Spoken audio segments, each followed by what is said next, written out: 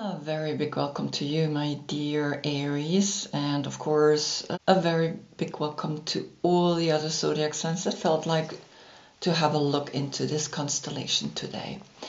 Because the Earth has moved in such a way that we see behind the Sun the constellation of Gemini, and the Moon has moved that we see behind the Moon the constellation Aries. These two give each other an energy, a specific energy, which creates this reading. And the Sun, the lovers, the Gemini, is giving a light to the waning moon. So you're getting a glimpse into what it means to love yourself. For me, the lovers is not, like most say, a relationship. It's a relationship with yourself first and foremost, because there you can do something, there you can change something. Everything else is then waiting for your partner to do something. Unless you do it, you can wait for the rest of your life that something is happening. You can change something, you can create something, and so it's speaking to you. Love yourself, even though you're the emperor. The emperor is sitting on his throne and is sometimes quite a very strong personality that, can quite be intense. And nevertheless, an emperor is, when he rules in his very specific way, in a kind way, in a respectful way, he can achieve incredible things. Now, why am I doing these readings? I'm not doing them to get clicks or etc. I'm doing them so I can learn. And of course, I'm still making mistakes and have to cut, etc. So the reason why I'm learning this is because I am creating my own tarot deck, and I am teaching yoga, and I'm doing yoga teacher trainings. And so for me, the combination to embody the person, to embody the lovers, has come to my attention. And so here I'm starting to reach back to my feet, to my subconscious, because this is the conscious looking at the subconscious, and the subconscious is looking up at the higher conscious. So this is like a triangle. And of course, in this movement of the king pigeon, we reach with our hands back to the subconscious, and the conscious is opening up itself to a higher consciousness. And then in the center we find the two triangles, one facing down, one facing up, male and female, coming together. I'm going to incorporate these cards into the reading, even though they didn't come up, I didn't pull them, but this is the influence. For you, Aries, I choose the meditation because your body part is the head, the brain. And the only way to access your brain is, I could have chosen headstand, the king, but you're the king of kings. And who is the king of kings? Is the master, is here sitting in meditation and understanding all four directions, or all four elements. All other four kings are here, right, through the emperor, through you. And so this is quite a very powerful card speaking to you. Now, the court card that is connected to you is the Queen of Wands. The dates are March 12th to April 9th. If your birthday is there, then this is your court card. If not, please look in the description below. I have listed all of the cards. I'm using 17 different, and that gives the number 8, 17 different tarot cards and oracle cards. I'm going as far back as the Visconti Sforza tarot. That was the 15th century, exactly 1450. They created these cards, and it was a combination of the family Visconti and Sforza. They got married, and in the pictures it's always her or him. And it's a story that was told back then. The only way that you could show how rich you were is, or how you want to show what's happening in your family, is through pictures. And so these cards are quite exquisite. Now the first card that I picked is the 7 of coins. So as you can see, these are very big cards, very beautifully created, and yeah, very simple. It's the 7. You have 3, 3, and on top the crown, the 7. So it's almost like saying, yeah, Gemini, we have here the conscious, here we have the subconscious, and up here we have the higher conscious looking down. Now he can reach body, mind, and spirit. She can reach body, mind, and spirit. And then together they find the 7th chakra above as that energy that's looking down. Now this is Saturn in Taurus. And Saturn in Taurus is saying, have a look at all the things that you already created. Have a look at all the things that you have achieved. Have a look at your crown. Have a look at who are you truly on your right and on your left side. And of course the Sun, the Gemini, is highlighting these 2 pillars and the 7th on top, right? So this is remembering or acknowledging your success. After that comes out of the Rose Cross order, Oswald Wirth, who created his own tarot, and the Empress is coming up. And the Empress is the feminine counterpart to you. So as you can see, here is already a quite strong story coming to you, that these 2 lines are masculine and feminine. And of course, since he was first, he is now this line and she is this line. So there's a little reverse going on, and it's speaking about incorporate always the feminine, incorporate always that which then unites and brings you to this place. You are already having a feminine court card. You are a queen. You're not a king. The King of Wands is Leo. You are this card. So you do understand, but you are being challenged to incorporate that as well. So here we see the 12 stars as a halo behind her. The Empress is a very powerful energy as an angel, as l'Impératrice. So I have French, German, and English cards here. The angel that is here looking down. So she is coming up almost like this, right? So here she is. She is this point. She is this coin. And these are the 6 as the couple, as the Gemini. As you can see, the story begins quite strongly. And then comes out of the Hermetic Tarot, that was the Order of the Golden Dawn. And in the Order of the Golden Dawn, we had Arthur Waite and Aleister Crowley, which I also have always in my past line. Comes the first card, which is the Foolish Man, the spirit of ether, and a new beginning where you are incorporating the Empress into the Emperor, into uniting through Gemini. That is highlighting that this is a very important task, this is a very important energy that we acknowledge within us, the male and the female, and that we learn through that to begin again and again and again, a new cycle, a new moment.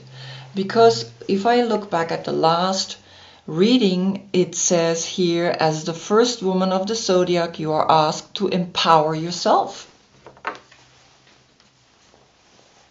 And you did, right? You had the High Priestess, you had Eve, and you had the Magician. And now comes the Empress as the second card. So yeah, you did look back at that reading, and you did do the work. And this is how powerful this is for me now, to incorporate the last reading so that there is a story formed, right? A continuation from the last story that you can look back and say, okay, let me look at that reading. Maybe I didn't see it. Maybe you're new to my channel. But I'm not doing this so I get more people. I'm doing it for myself. I'm doing it so that I can really learn how interconnected these cards are, even from different epochs, different times. And we're going into the 20th century, right? We go from the 15th century to 500 years. Almost 500 years is lying here, right? And then out of the Arthur Waite comes the moon. So the moon is affecting you. The energy of Gemini is affecting you. The energy of creating within you, right? These two people have to create within themselves a cycle, an energy that is self-sustainable, right? You cannot be with someone that makes you dependent. And now we have a triangle pointing down, we have a triangle pointing up, but they're separate, right? So there is a line, there is this central line that is separating the triangle that's pointing upwards and the triangle that's pointing downwards. The triangle that's pointing upwards is the light, the triangle that's pointing downwards is the water, is the dark, is the feminine, right? Always the feminine is blue and the masculine is red. And here the moon card is speaking directly to Gemini, is saying, yes, Gemini is influencing you, and yes, we see how Gemini is influencing you.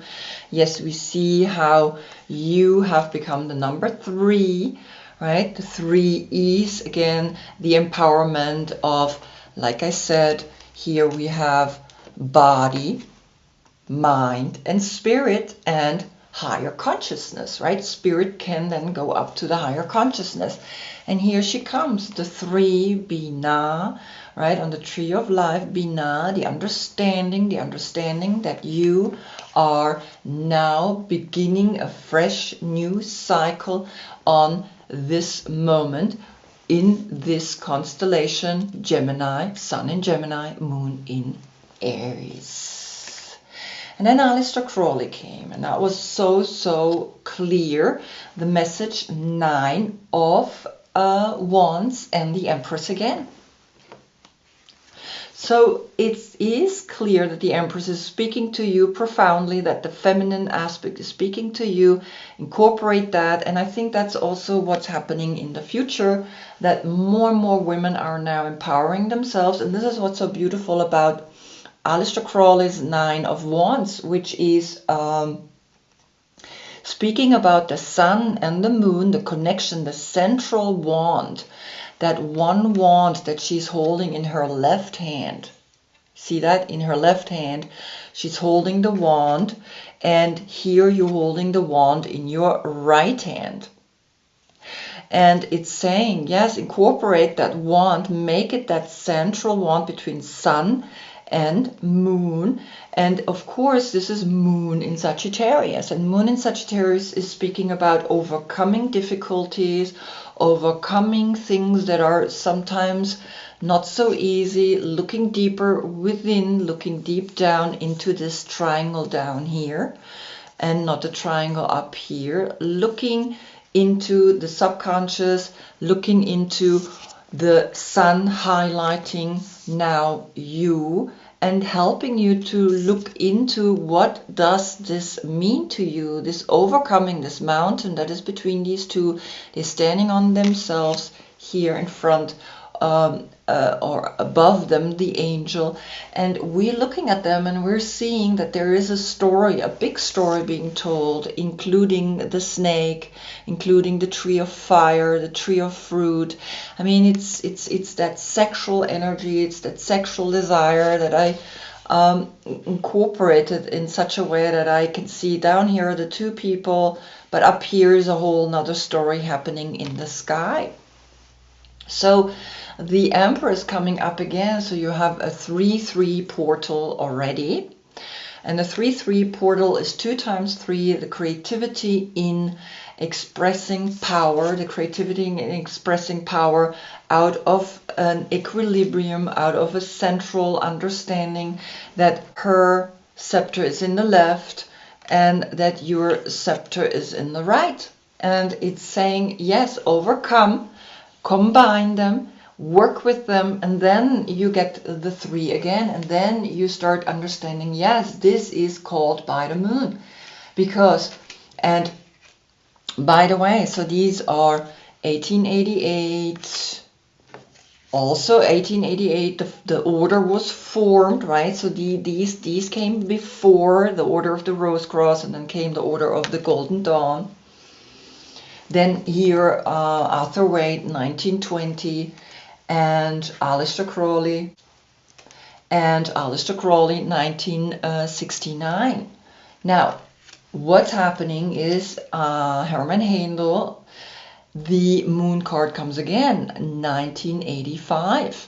So you have twice the moon, and you have twice the Empress. I mean, look at this. This is so powerful. You have the Empress, you got the moon, and you have the Empress again, and you got the moon. So the moon is influencing the female, right? Our period, our emotions, and looking deep within into what the Gemini is trying to tell you is at the core of this reading, because it's coming up twice. When something comes up twice, it's speaking about a creative and sexual energy that is saying, yes, allow this feminine power, allow the moon, allow this to influence you, allow this to, into the medicine woman, the last card in the past, allow this feminine power, because this is the ace of coin, and allow the ace to inspire you to go further, to climb. And it's very interesting because all these stones, these are faces, and I counted them, are 9 of them, and here up here God, or the hand of God, is holding the crystal. And these are German cards, and the crystal is the idea of a potential, the idea of that you can do something with it, the seed of prosperity. And she is prosperity. She is fertile. She is that woman that's knowing very clearly what she wants. And you do have already here, this is this one up here. So you are uniting. When you're uniting them, you can come up to this one. You can climb up and get this crystal for yourself. And it's so powerful that you are understanding it through this combination, right? The sun is highlighting you, and you, through the meditation, through going and looking deep within, you understand what all of this means. Now comes you have all this behind you. I'm taking a picture, of course, at the end so you can see yourself one more time into the reading. Now, you looking at the journey, a journey that you are ready to take. You looking one more time at her and say, okay, I realized who I am. I am the Empress. Now I'm incorporating the feminine. You are the Queen of Wands, and I'm going out there and I'm going to create. I'm going to take that journey, the 19, and I'm taking that journey into the number 9, into the Hermit, into the completion. From 10 you go back down to 9, you go into I want to know what is out there, but we can also separate it. We can do the 1 and the 9. The 1 is the Magician, and the 9 is then the arriving of the magician into the hermit. The magician being just a mental state that knows it can use all 4 elements and is now arriving back up at the mountain again, where it began as the Fool. The Fool is always begins up in the mountain. The Fool is up and comes down, and now you get the invitation to go back up again. Like the Hermit, you will go back up and you will take that journey in a new way. And the Taming of the Wind, the number 55, a portal straight away is speaking to you and is saying, yes, have a look and know what all the energies that you have behind you. Have a look of where you want to go. Taming the Wind is taming the mental chatter, is taming that which makes us doubt that we have this kind of power, right? And this power is powerful. So allow it, and allow here this beautiful energy to bring you up to the higher consciousness, because the wind is masculine, and you are invited to use the masculine energy, but also combine it with the feminine, with the frog that is now coming and speaking to you. So while you're taming the wind, the frog is coming and bringing the water down. This is a water animal. So you have the wind, which brings the rain, and it's clearing and cleansing and healing energy. When in balance, clear energy and enthusiasm for life. So yeah, you are called to use the wind to clear mind, fogs, right?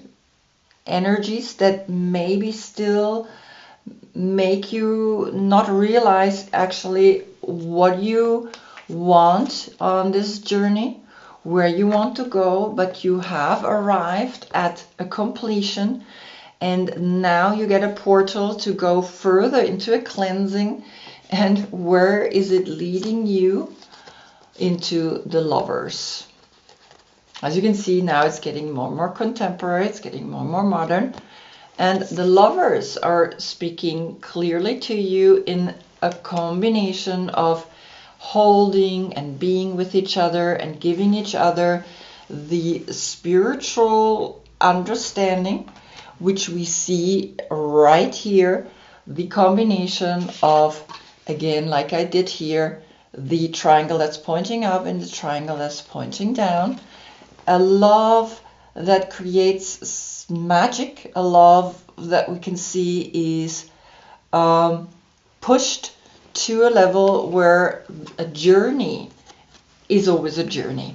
We never arrive, right? And so this perfect state of the Hermit, it continues, right? There is no end to it. So you are asked to go further. You ask to tame the wind. You ask to meditate and go deeper within, because that's what I suggest you can do. It's the only way that you can really, really allow yourself to be powerful. But include the water, include the feminine, because you are very masculine, right? And that's where the feminine is speaking to you. The feminine, as the high priest, the Empress, is coming to you and saying, yes, include that. So that's the present. Now we go into the future, though I don't read really past, present, future, but I lay them here like in 3 rows. And of course, they're all now. Now the next card is Flash. A creative flash of inspiration will come to you and quickly give you the perfect solution. The number 17, which is an 8, which is the infinite energy of the Lovers, right? So this is a 6. And it's very interesting because the 9 is here. And the 6 is the reverse, right? It's kind of like the 6 and the 9 can be switched. And I see that her head is kind of like almost, if I would turn it, right? It's a 6. If you look at it, it's a 6. See that? And if I turn it, it becomes a 9. So interesting enough that you have that, and that there is this 9 and the 6. So there is something coming to you, there's something speaking to you, there's still a journey. There's still a journey to be taken here with the 19, the 1 and the 9, or a 10, a new beginning into a cycle. And the flash is coming, and this creative flash is bringing you again the Empress. I mean, look at that. So you have the Empress 3 times, you have 3 times the 3.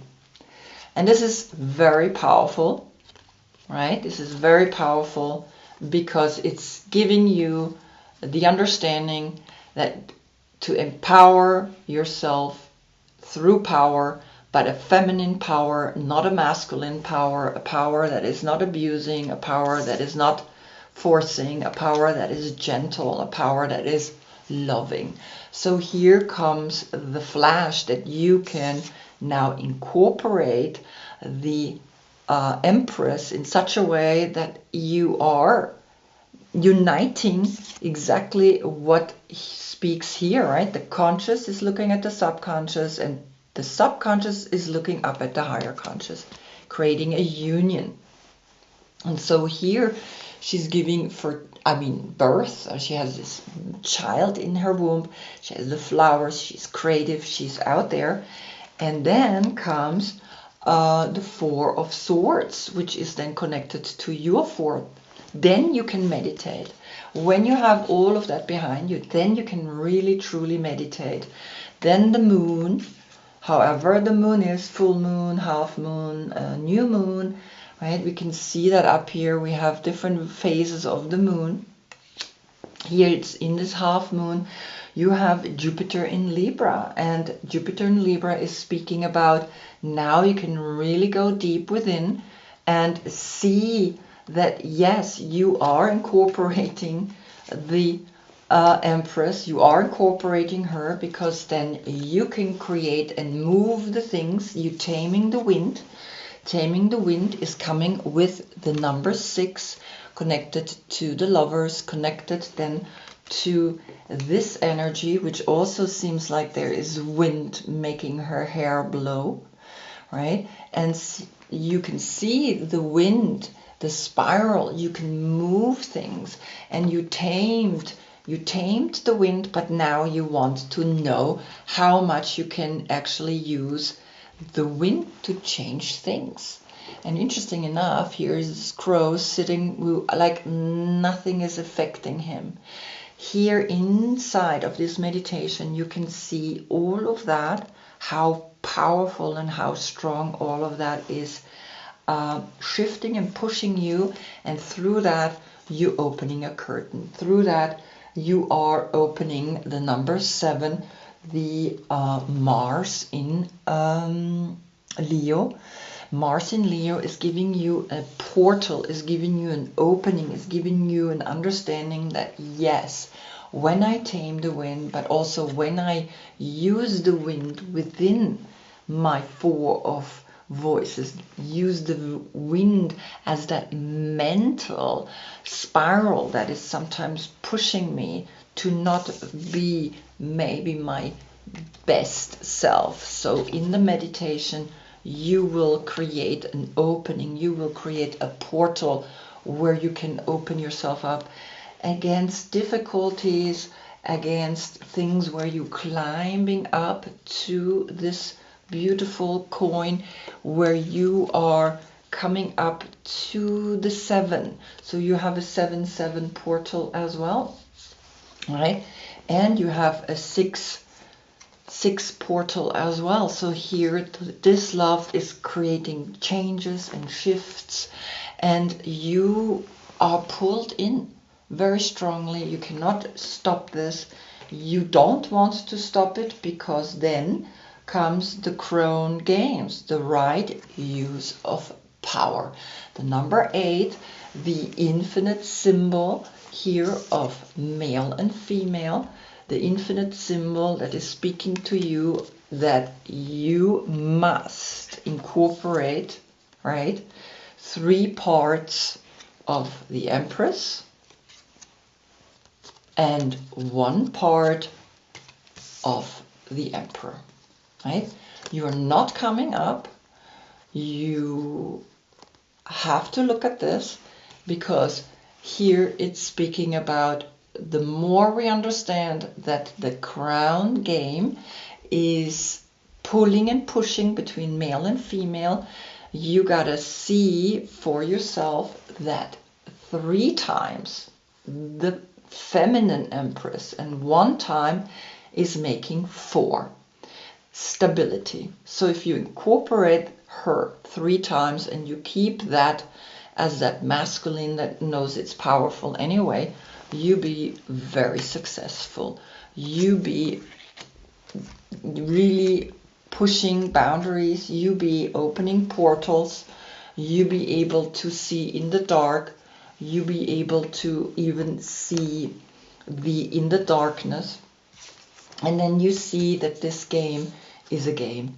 Is a game between male and female, is a game between constantly up and down, right and left, inhale and exhale, right? And that's what Gemini is doing to us. Gemini is pushing. Gemini is an air sign. Gemini is when we tame the wind, when we tame that mind, but also when we push it, when we want to know how to play these forces and evolve and shift and allow a flashlight to open up and show you what is possible. And the number 8, the 8-8 portal is here as well. So the flash, a creative flash of inspiration will come to you and quickly give you the perfect solution. Whatever solution, you will know best. Wow, what a cool reading. Well, I hope I see you in the next one, because then the Earth is turning in such a way that we see then behind the sun the constellation Cancer. Until then, I thank you so much for being with me. Namaste.